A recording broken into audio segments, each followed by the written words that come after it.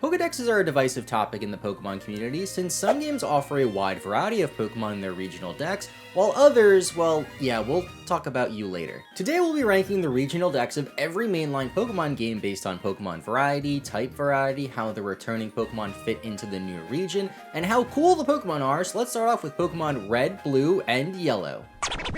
I'm lumping Yellow version with Red and Blue because the dex is pretty much the same, however some enhanced games and all remake games will be separate from the original games because of how different some of their dexes are. Red and Blue are unique since at the time they were released nearly 30 years ago, yeah, 30 years ago by the way, we're getting old. There were only 151 Pokemon by then, and all 151 Pokemon were in the dex, or rather 150 since Mew is technically in the game but only available through a limited time event or through some sort of glitch. As for type diversity, Generation 1 has an abundance of water type Pokemon as well as poison types, especially early on. It's a running joke that Generation 1 slapped the poison typing onto just about anything that was either grass type or bug type.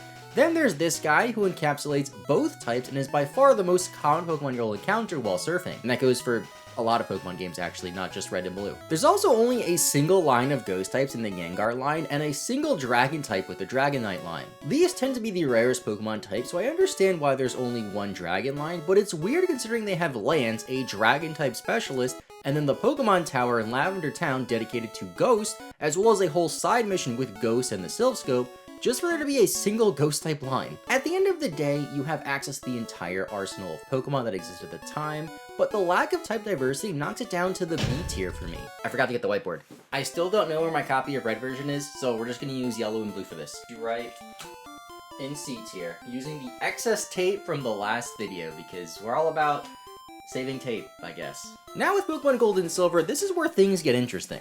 I'll take this time to remind you to leave a like and subscribe if you want to support the channel. I understand some people don't like it when YouTubers ask viewers to subscribe and stuff, therefore I'm not asking you, I am telling you. Also, in all seriousness, it really does help the channel grow. Generation 2 offers the weirdest regional Pokedex in all of Pokemon for quite a few reasons. Remember how Generation 1 only had one evolution line for Ghost and Dragon types? Yeah, Generation 2 literally added a single Dragon type in Kingdra and a lone Ghost type in Misdreavus, which the Ghost type gym leader in Johto doesn't even use, and no, I will never shut up about that. At least they only had a small handful of poison type Pokemon in Ariados and Quillfish, and did you guys know that when I was a kid, Ariados was one of my favorite Pokemon? Yeah, I don't really know either, I don't even like spiders. I actually had to kill like 3 spiders before starting the recording of this video. But as for Quillfish, it highlights the biggest issue with the Johto dex. Here are the locations where you can find Quillfish in Gold and Silver. Route 32 near the Ruins of Alph. Then, Routes 12 in Kanto, and Route 13 also in Kanto. I think it's cool that some of the new Generation 2 Pokemon can be found in the Kanto region now to expand upon what it was from Red and Blue, and while you technically can find Quillfish in the Johto region, you only get it via the Super Rod, which you only get on Route 12 in the Kanto region. Many of the new Generation 2 Pokemon are locked until after you become the champion, which makes just no sense to me. In defense of Quillfish, you can at least technically find it in the Johto region, but this is probably the most anyone has ever talked about Quillfish before, but there are other Generation 2 Pokemon only found in Kanto in Gold, Silver, and Crystal, to then just not be in Kanto in any of the Generation 1 remakes released later on, which we'll discuss soon. Do you guys know what Generation 2 Pokemon I like a lot? Fortress, which was also my favorite Pokemon back when Generation 2 was current, but Fortress has nothing to do with this point. I'm trying to make a point about Houndour, and I don't know why I started writing about Fortress. Houndour boasts the new Dark type, which is cool, as well as the Fire type, which is one of the rarer types for wild Pokemon to have. Here's a map of Johto too.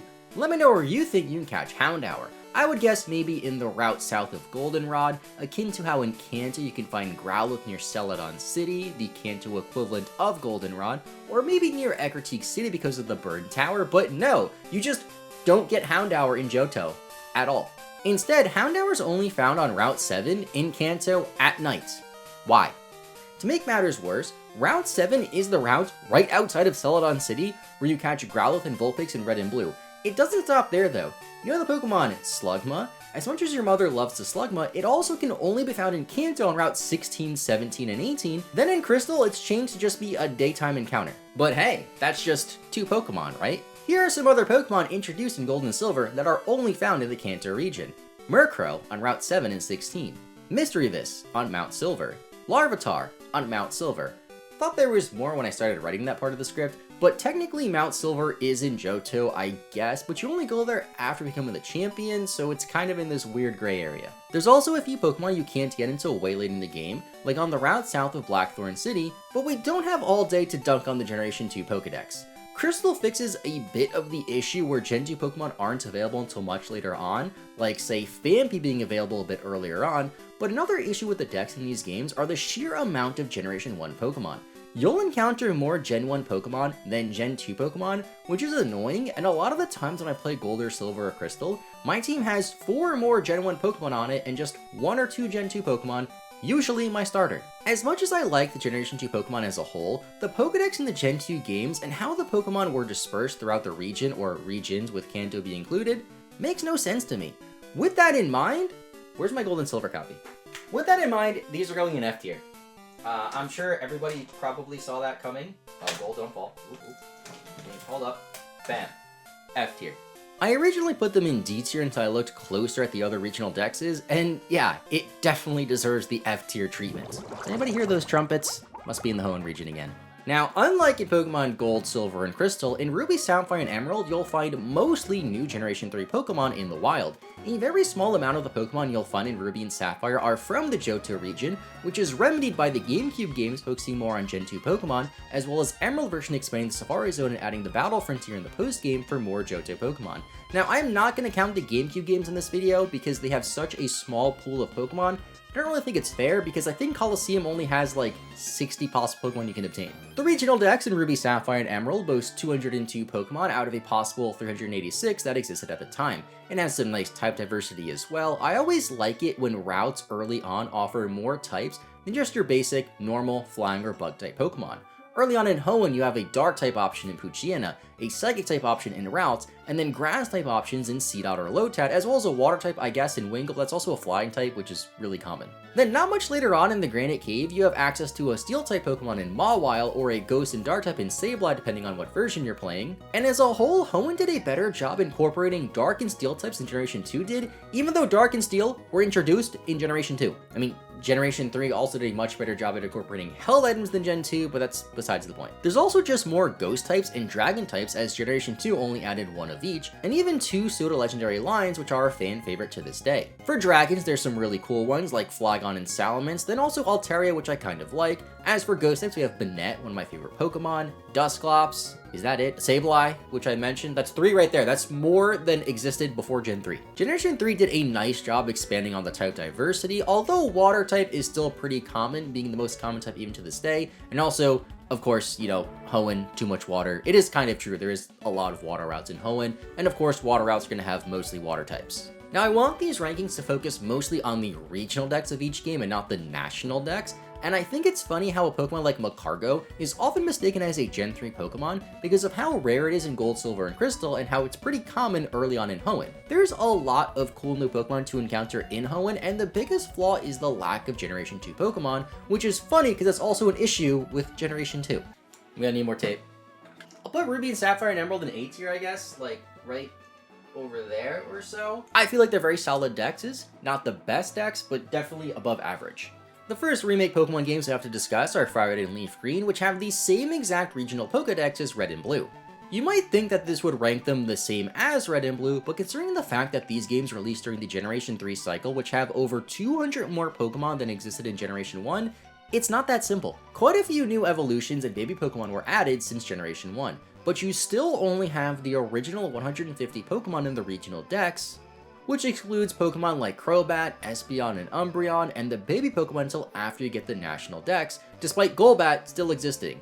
There isn't even a day-night cycle for Eevee to evolve if you wanted to in this game, period, and if your Golbat tries to evolve into Crobat before having the national dex, it just stops evolving. You also can't breed for baby Pokemon or pre-evolution until after you access the Sevi Islands, since the daycare in Fire Red and Leaf Green only allows you to put 1 Pokemon in it. And there's just no catchable Generation 3 Pokemon whatsoever in the game, even on the Sevi Islands. The closest things are Wynaut and Azure, which you can breed for after getting the national dex and breeding them on the Sevi Islands. While Gold, Silver, and Crystal established that Pokemon like Houndoom are only found in Kanto in those games, you also can't get any of those new Pokemon in Fire Red and Leaf Green. I can see some people not caring about that and arguing that the Pokedex in Fire Red and Leaf Green should be ranked right next to Ruby, Sapphire, and Emerald, or rather Red, Blue, and Yellow, because those are the games they're based off of, not Ruby, Sapphire, and Emerald. But I think it would have been cool if we at least saw a world where they changed the spawns in Kanto after becoming the champion of the National Dex, and putting Houndour on Route 7, which it apparently belongs there. But for me personally, the National Dex lacking catchable Hoenn Pokemon, and not adding any new Pokemon or new evolutions before getting the National Dex, really kills it for me. Where's my copy of Fire Red? I'm putting Fire Red in D tier. It's like, not the worst, just more so disappointing in context when you compare it to the Red and Blue decks in relation to Generation 3. Entering the DS era, we have Pokemon Diamond and Pearl, and this time I'm splitting Diamond and Pearl from their enhanced version, Pokemon Platinum. The Diamond and Pearl dex gets ridiculed a lot, and has a smaller regional dex than Hoenn with only 151 Pokemon, 51 less than Hoenn. Type diversity is a huge issue with Diamond and Pearl. Aside from starting with Chimchar, the only fire type option you have is Ponyta, despite Magmar getting a cool new evolution in this generation, and there being a fire type specialist in the Sinnoh region. Why?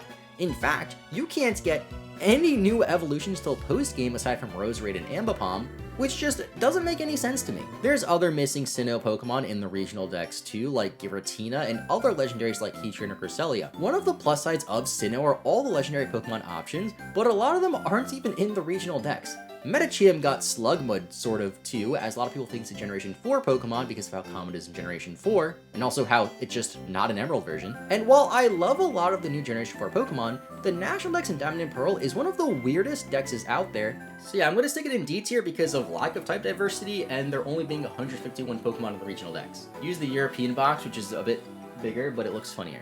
Now with Pokemon Platinum, this was the first time the enhanced version of the game changed a lot about the regional Pokedex. The regional dex in Platinum is bumped to 210 from 151 and includes 19 more Generation 4 Pokemon, then adds at least 10 more Pokemon from the previous 3 generations. This doesn't include new forms like the Rotom forms or Shaman Sky, which are sort of like new Pokemon without actually adding new Pokemon, something we'll see more of in future Pokemon games. And now you can get the new evolutions and their pre-evolutions and finally catch Magmar. The Platinum dex alone is why, actually I don't think you can catch Magmar. I think Magmar is stuck to the post-game too. Let me look this up. Okay, yeah, you can get Magmar before the post-games in the Fuego Ironworks, but it's not in Diamond and Pearl. The Platinum Pokedex alone is why a lot of people prefer Platinum version over Diamond and Pearl, and over the remakes Brilliant Diamond and Shining Pearl even, but we'll get to you later, Brilliant Diamond and Shining Pearl. So yeah, I'm gonna put Platinum's dex at the top of B tier actually. It's not perfect. Oh, this is way too big. Let me open it up. The game is not in there. Huh. Alright, we're just gonna have to make this work. We're putting it in B tier, like that. Excuse me, Emerald. Can go like that. It's not perfect, but it improves a lot on the original dex from Diamond and Pearl, but still doesn't have the best type diversity. With Heart Gold and Soul Silver, we return to the Johto region, and this time, things aren't quite as bad as they were in the original Gold, Silver, and Crystal games. This time we have access to some more of the new Generation 4 evolutions before getting the National Dex, only like 5 though, and the Safari Zone was added to Johto to include some more Pokemon for a bit more variety.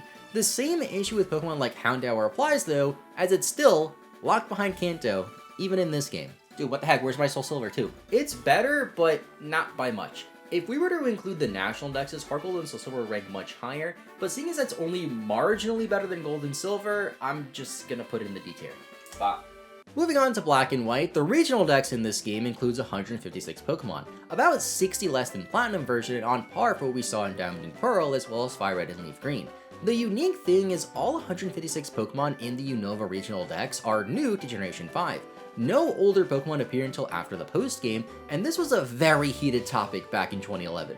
The Unovan Pokemon are cool for sure, but many Pokemon fans wanted to see older Pokemon return before the post-game. The reason they did this was to recapture the feeling of playing Red and Blue for the first time, where every Pokemon was new, a concept I thought was really cool at the time. This was a soft reboot for Pokemon in a sense, and that's what makes ranking the Pokedex so tough.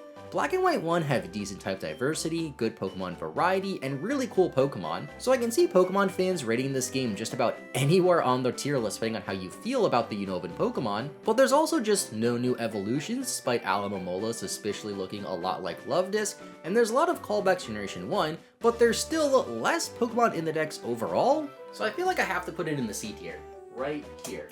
It's not bad, and if the Unovan Pokemon are your favorite, I could see you rating it in A tier, while if you really dislike lack of older Pokemon, I can see people saying it belongs in the F tier. For this list though, it'll act as a barrier between games with a good Pokedex and a subpar Pokedex. Also, we're probably gonna rearrange these at the end because whiteboard space is rather limiting. Black and White 2 changed a lot from Black and White 1. Going into it, I expected these games to be more like how Pokemon Platinum was to Diamond and Pearl, but instead we got a brand new story, new towns, and a different regional Pokedex featuring Pokemon from the first 4 generations as well. The regional dex was nearly double from Black and White 1 to have 300 Pokemon now, which still includes all the 156 Unova Pokemon. There's at least 30 Pokemon from the first 4 generations added back to the regional dex, which adds to the type diversity. Black and White 2 had the biggest regional dex up until this point and incorporate the older Pokemon so well, thanks to the new areas in Unova and many NPCs using older Pokemon too. I really like the Flossisy Ranch where you can get an Elekid or a Magby very early on. Overall though, I'd say Black and White 2 has an S-tier regional Pokedex. The only issue I can see, and this is me nitpicking, I'm a YouTuber, what do you expect, is that over half the dex consists of Unovan Pokemon, but it is a Unovan game after all. So we'll put you right there. Because I don't think you're gonna end I don't think you're gonna end up being the top game.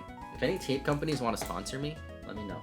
Now with the 3DS era, we see a slowdown with the amount of new Pokemon added. Generation 5 added a whopping 156 new Pokemon, which was the most thus far, while Generation 6 only added 71 new Pokemon. X and Y have a few different regional dexes and split up into 3 different dexes with like the coastal dex and stuff, but we can lump them all together to one regional dex of 457 Pokemon which were obtainable before becoming the champion.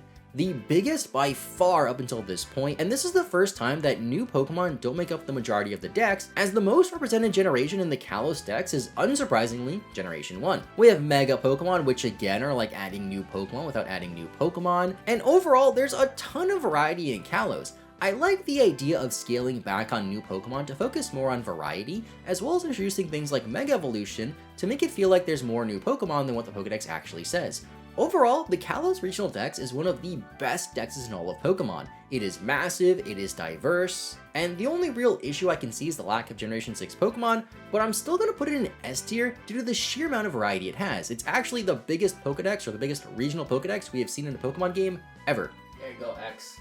You belong in S tier for something, and today's the day. For Omega Ruby and Alpha Sapphire, the dex is mostly the same as Ruby, Sapphire, and Emerald, but there's 9 more Pokemon to account for new evolutions like Gallade or Dusknar, which is nice. The game is changed, so NPC teams are different, there's Mega Pokemon to tie in with the Generation 6 story, and even a few new Megas added in the middle of the generation that weren't in X and Y to make things feel a bit more fresh. It would have been nice if they added more Pokemon post-Generation 3 in the main story, but at least they added some of the new evolutions, which Fire and Leaf Green didn't do. Some of the Elite Four members even use the new evolutions, which is pretty cool, and Wally has a Mega Gallade. This one is a bit tough to rate, as my main gripes with it are the lack of newer Pokemon released after Generation 3. Again, they at least added new Megas and new evolutions introduced after Generation 3, but I'm gonna stick it in B tier under Platinum. I really want to see remake Pokemon games embrace Pokemon released after the original generation more, and the one that would have made the most sense would be a Generation 1 remake, but I don't know, maybe there's still time for a remake to have like a good Pokedex. There we go. Pokemon Sun and Moon is similar to X and Y as there aren't many new Pokemon added, and the original dex has more Kanto Pokemon than Alolan Pokemon.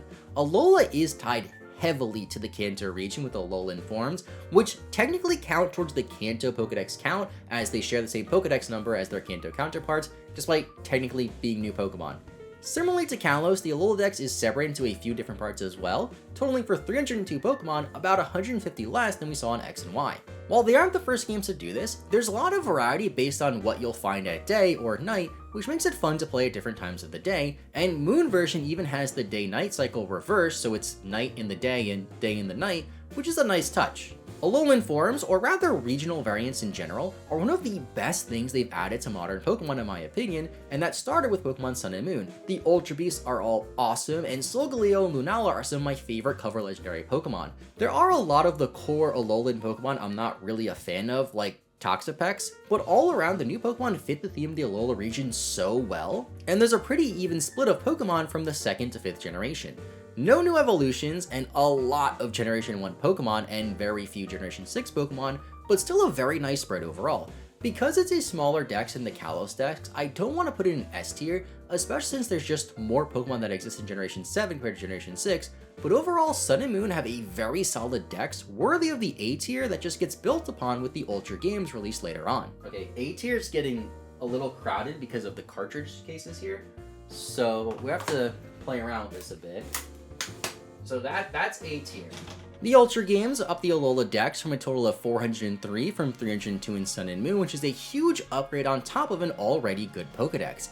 It's only about 50 less than the amazing regional decks of Pokemon X and Y, and even adds a few new Ultra Beasts to the game as well as Zeraora, a new mythical Pokemon. Sadly, there's no new Alolan forms added to this game, but in my opinion, X and Y and Black and White 2 have better regional Pokedexes when you compare them to the amount of Pokemon that existed at the time, so I'm going to put the Ultra games above Sun and Moon in the A tier, since they're a bit better than the Sun and Moon games, but not even close to the S tier games. Alright, I just put you on, but now you gotta move over. Man, I don't even know if you can see all that, but hopefully you can. First time doing a 3-camera setup. Did I overcomplicate it? Probably. We'll see if I hit myself while editing this. I probably will. Pokemon Let's Go Pikachu and Eevee are games released in the Generation 7 cycle of Pokemon that only have 2 more Pokemon than the original Red, Blue, and Yellow games they're based off of, released over 20 years prior. In all seriousness, while the Let's Go Pokedex is tiny, given it released after Ultra Sun and Ultra Moon, there's some cool things to it as well. For starters, unlike previous remake games, Let's Go embrace the new Pokemon a bit more. There's Mega Evolutions and Alolan forms of Kanto Pokemon that appear to make the 153 Pokedex number feel a bit bigger than it actually is. The whole point of the Let's Go games was to capitalize on the success of Pokemon Go, which they did by simplifying the game, focusing on the original 151 Pokemon, which were the most recognizable and still are the most recognizable, and the success of the Switch, which compared to the Wii U was a godsend for Nintendo. I also really just suck at this catching mechanic. Something fell. So I don't know what fell. I also really just suck at the catching mechanic in the Let's Go games, and I always miss my Pokeballs, and it's a bit odd not using my own Pokemon to weaken wild Pokemon to then catch, which is a big element of Pokemon established in Red and Blue. But yeah, it's still F tier. They didn't add any new evolutions like Scizor, Electivire, or Slowking, and I know that the Let's Go games don't have held items, so trade evolutions that require special held items are trickier to handle, but they did that with Pokemon Go, so they could have done something here as well. But yeah, Let's Go Pikachu and Eevee for the second video in a row. You're an F tier, somewhere over here. Now we have Pokemon Sword and Shield's Pokedex. This will be fun. When it comes to Sword and Shield's Pokedex, there's a big elephant in the room, or should I say Donphan. I know I made that joke a lot in the past, but in the case, it's a lack of Donphan, because in the base Sword and Shield games, there's just no Donphan at all. It just doesn't exist, along with like 400 or so other Pokemon. I know it might be hard to ignore the whole Dexit controversy, and viewers with poor listening comprehension will disregard the talk of this video and be mad at seeing Sword and Shield anything above D tier because of the whole Dexit controversy, but this video is focusing on the regional Pokedex, so the missing Pokemon do not matter for the context of this video. There's still some solid type diversity in the Galar Pokedex though. We get an early Psychic type Pokemon in the Orbeetle line, and early Dark types with the Thievul and Obstagoon line. I'm a big fan of when early routes include types that aren't just Bug, Flying, and Normal like I said prior, and the Galar Dex has a lot of options. Not to mention the wild area pretty early on offers an insane variety of Pokemon. The new Pokemon only consist of 81 out of the available 400 Pokemon, while Kanto again are the most common with 85 representatives,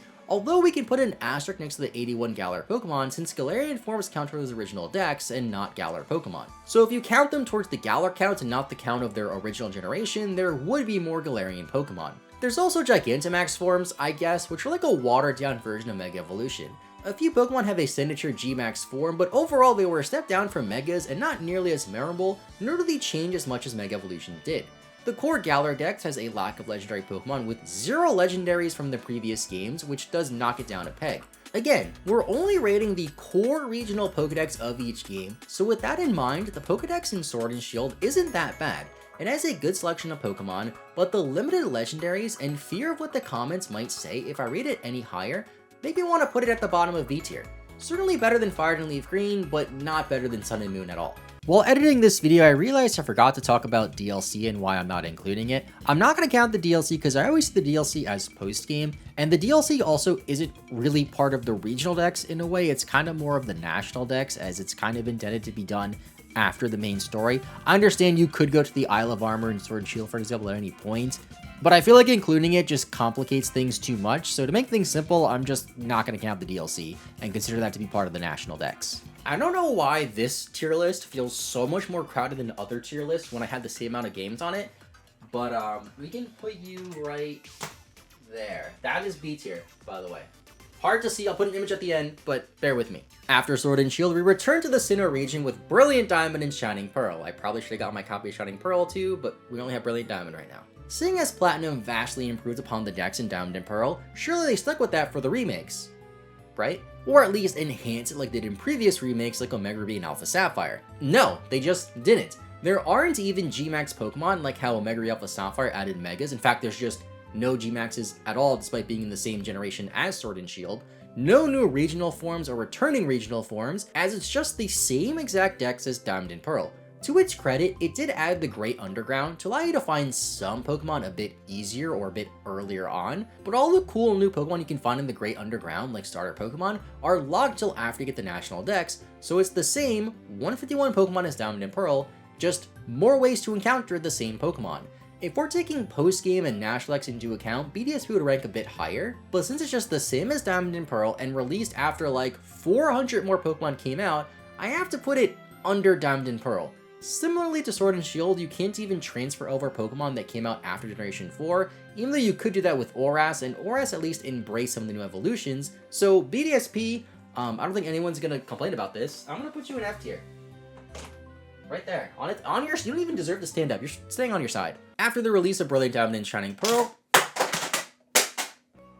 I'm just gonna leave that. After the release of Brilliant Diamond and Shining Pearl, Pokemon Legends Arceus came out with a Pokedex consisting of 242 Pokemon, and interestingly, no DLC to add new Pokemon or old Pokemon back. I would argue that this deck should have been more like what we saw in BDSP, as it would have been nice to use Hisuian forms in BDSP, but whatever. I don't really want to count Legends Arceus, because then when Legends EA comes out, people can't comment saying that my video is outdated for not including Legends games, and I don't want to delay this video like 3 months to incorporate the decks in that game. So if I have to rate it, I'd put it at the bottom of B tier because of its smaller size, but I prefer to just not count it since there's barely any battles, so things like type diversity don't really matter. Also, the Hisuian forms are just really cool. And finally, we have Pokemon Scarlet and Violet, with 400 Pokemon in the dex. Again, the Scarlet and Violet dex has some nice diversity, especially early on. While you can go nearly anywhere in the region from the very start, the intended early areas have some nice variety like electric types, grass types, poison types, and even fire types like Houndoom. If there's one thing I'll praise Scarlet and Violet for, it's the fact you can actually get Houndoom early on for once, which is a rarity. In terms of gimmicks, we have some new evolutions, Paldean forms, as well as whatever you call things like Toadschool.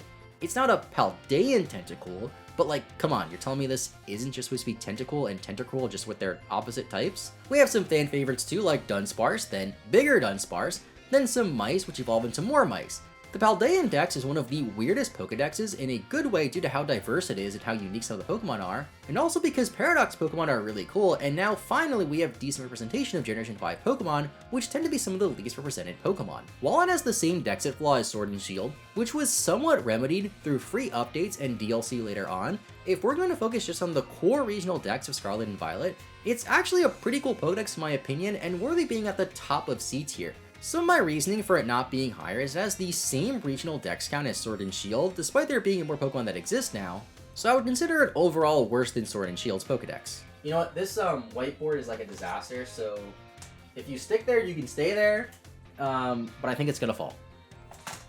So there's my full tier list of regional Pokedexes in every mainline Pokemon game thus far. Looking at it all laid out, I can see some things being moved around, but I'll put a full final image over here somewhere that you can see a bit clearer. Let me know what you think in the comment section down below. Do you love it? Do you hate it? Or do you just not care? Maybe you put this video on in the background and barely paid attention. I do that a lot too. Either way, consider leaving a like and subscribing for more, and I gotta clean this up now, I guess. So, bye.